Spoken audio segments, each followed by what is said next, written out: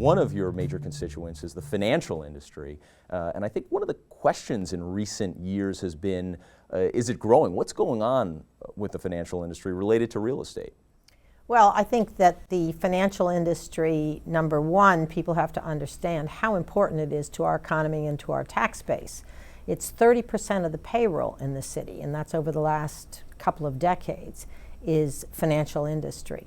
And it's about 20% of our tax rolls. And in terms of the implications for the real estate industry, there is a basis for some concern. Hasn't it happened for years that put the back office functions in downtown Brooklyn? Back office is gone. Right. That happened years ago. So it's sort of jobs that are a cut above the back office or call center functions. And that's a serious issue in terms of real estate long term. It seems like overall the market's doing pretty well. Vacancy's low, rents are rising. You hear about demand, you hear about leasing.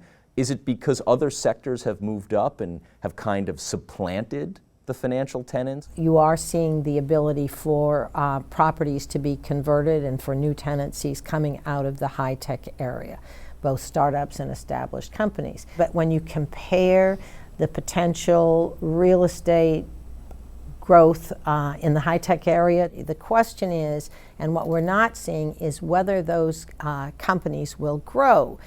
We did a study 2 years ago, which is just slightly out of date, but at that time we looked and we hadn't in the past decade seen an increase in the number of companies with more than 5 employees.